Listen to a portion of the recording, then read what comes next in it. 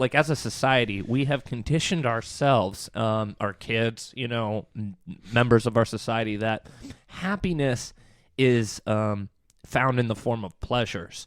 And so people are often confusing happiness with pleasures.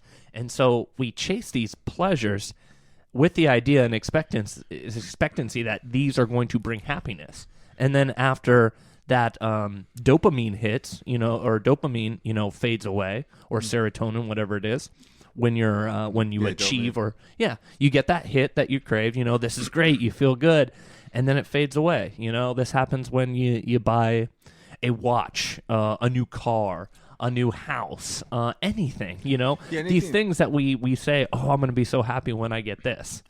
Yeah, it's not the case. And anything outside of us. So me and Mike aren't telling you not to experience the outside world and not have pleasures. Not at all. But don't attach to it. More see it for what it is. Yeah, exactly, because it's always fleeting. So like when you get the new watch, a new car, a new house, how long after does the excitement go off because you're putting it into the outside field? But when you actually generate the excitement first, and I was actually telling a client this, they were having an issue with something, so I'm like, okay.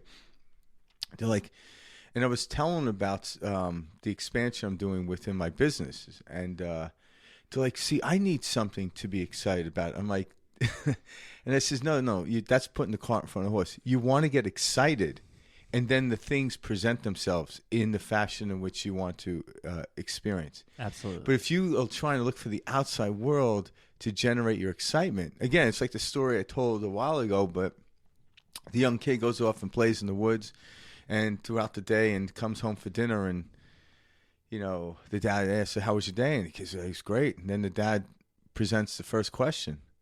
Why was it great? And the kid had like, what do you mean, why was it great? Like, what did you do? I played in the woods. I climbed a tree. Oh, it must have been climbing the tree that made me feel good. So now we gave the responsibility of feeling good to climbing the tree, and it had nothing to do with it. There's a correlation, though.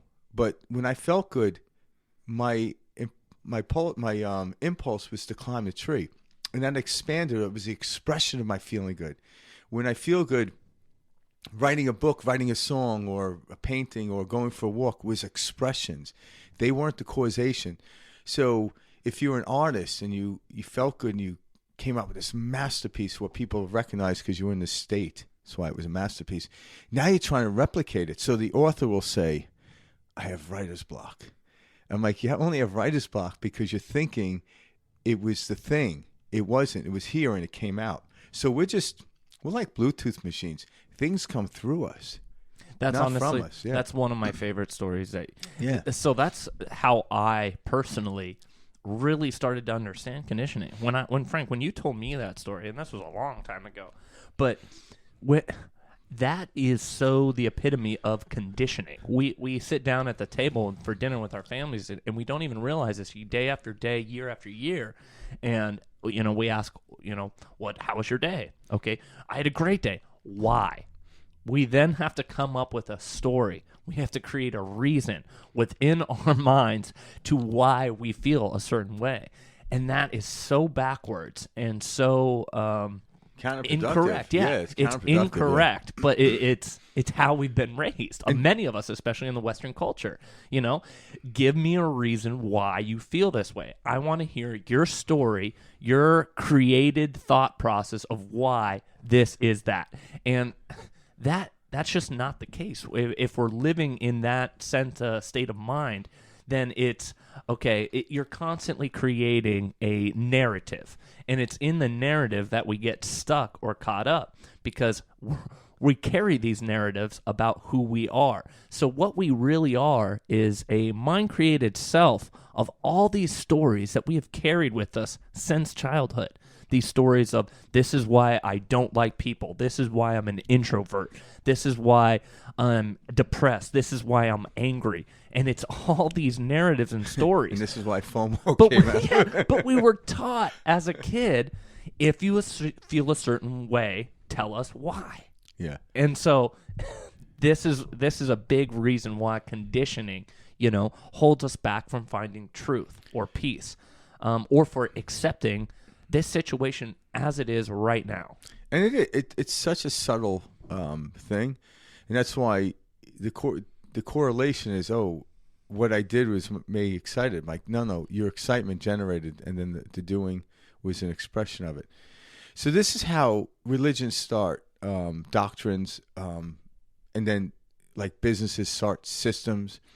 So they want people to do this every day. Wake up in the morning, make your bed, go to the gym. I'm like, that has nothing to do with it at all. Now, if I'm in this state of feeling good first, I'm going to get up and I'm going to make my bed. And if you like going to the gym, you're going to go to the gym. But that is not what's generating the energy. The energy is mind. We live in a mind universe.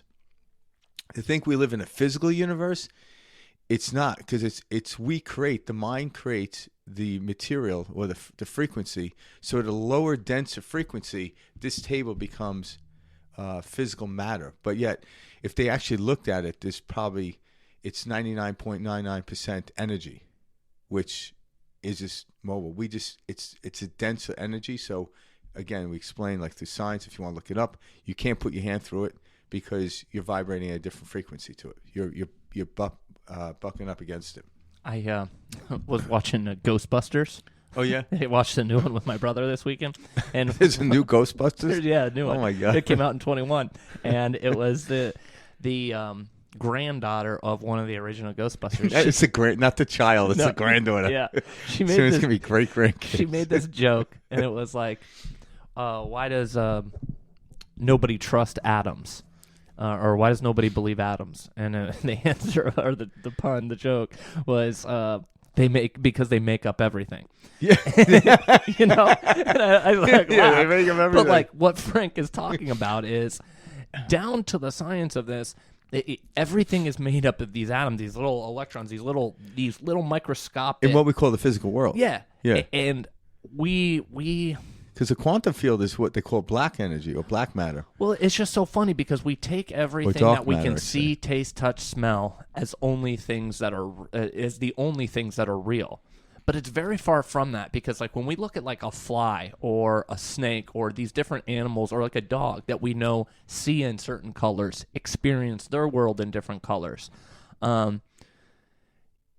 It's a very different experience for a human. So to think that we're not experiencing the world in a different way is just foolish. There's so much outside of this see, smell, touch, hear, taste world outside of us that we just aren't registering. And through meditation, through silence, through being, this is how we begin to access this dark matter or this world around us. There is so much more around us than the table, than the microphone, whatever. Yeah. There's so much more all around us at all times. And to bring it back, not to get esoteric with this, but to bring it back, as you look at the human body, it's a machine. And so you look at the different parts of the brain, the levels we've gone up through, and they state that we've been to 5 levels of human existence, and everything from Neanderthal to where we are right now. And right now we're starting to access, say we utilize about 5% of our brain, but the 5% of our brain that we're utilizing is the frontal cortex. So when you look at the base of the brain, the reptilian brain, we're using a lot of that. That's the survival mode. So as we shift it, so one will say we're using 100% of our brain, but 95% of it is in a survival mode, and only 5% is in that frontal cortex. And we actually start to shift the energy and move it in. And meditation helps you into that frontal. You actually move out of survival and into creative expansion. Because this is what the human brain is. The animal brain is a survival mode. So the reason we're connected to animals because they have survival as well. From what I understand, I haven't studied animals, but they don't have the frontal lobe that we do. The expansive, like you don't see a dog thinking like, I'm going to write a book.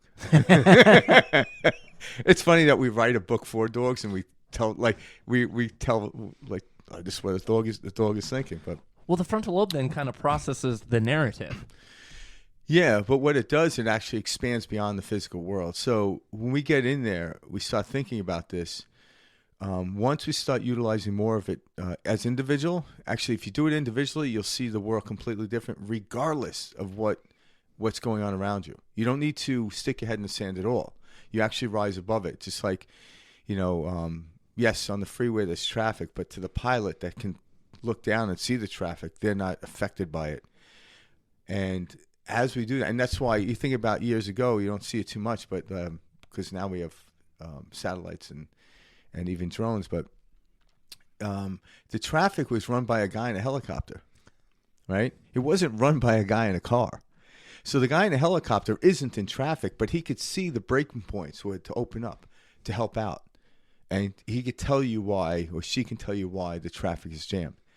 So that's a great example. We have the ability to get to that level. That's what Frank's saying. And as we use more of the frontal lobe and how to use frontal lobe, it's not like, again, like this exercise. I'm like, no. It doesn't work that way. It's actually stepping out and separating yourself from the physical body. And that's what meditation does. Yeah, and I just want to this is a great example. When you're stuck in this traffic, that's like being caught in the mind. And through meditation, through quieting the mind, whatever method you'd like to utilize, you then begin to realize, oh, the things that are going on in my life, they are because of me. And you start to accept these situations. You start to see a lot. You start to realize, wow, I've been blaming a lot of people, the outside world, for things that have been happening to me, and saying, oh, this is why I couldn't do this, or this is why I can't accomplish this. You're seeing it from above now. So now you're like the helicopter seeing the traffic, or you're seeing the people in traffic. To youngins out there, it's a to a satellite or a drone. A drone. Yeah, there you go. You're the drone. Yeah, you can see it, but like. That break from the mind allows you to kind of see, okay, when these situations start to come up and you find yourself in stressful situations, now you say to yourself, okay, why am I responding this way? And you look deeper. You're actually going within to solve your problems. You're not trying to fix the problems in the outside world like you always were before. And I personally did this all the time. I didn't realize, I kept trying to fix things outside of me and say, oh, I just need to do this task this way in order to get this done. That's not how this reality really works. I mean, yes and no. There are certain tasks you can continue to do outside of you, and then it's a very long, slow road. But you can go within and do this type of work, and it kind of speeds up that process, and it allows you to. And this is why you can, change your life in a matter of a year, a matter of 6 months, etc. Is you are getting into a whole different vibration, a whole different mental energy, and you're no longer controlled by the old energy or the old thought process. So you don't need to continue to repeat these mistakes, if you will, or repeat these life lessons. Ultimately, what karma is talking about is, hey, you're going to experience this in different ways, in different life situations, until you realize that you are the root cause and you are the root source of your suffering or your mental comment, whatever, it's the example of the drone above is after you have identified your strength within, and then you go above and you no longer feel trapped in traffic anytime something's coming up, because okay, I'm the answer, I'm the source to get out of this. Yeah. Well, to make it in a very pragmatic way, when you are in traffic, what the metaphor there is, you don't see a solution. So, but yet, if like right now, if you are in traffic, you could hit your GPS and the GPS say, oh, there was an accident up above about a mile from where you are. All of a sudden, that alleviates the anxiety. The anxiety is not knowing. It doesn't mean you'll never be in traffic ever again. It doesn't mean you don't play in the outside world. We came here to play in the outside world, physical beings. So if I don't know what's going on, I see the car in front of me, I see the car to the right of me, I see the car to the left of me, I have to assume that the only thing I can see is the only thing I can blame. But when I actually understand, I could rise above it and see, oh yeah, there was an accident up ahead. And now I'm thinking like, oh, hope the person's okay. But now the understanding of what is going on alleviates the suffering.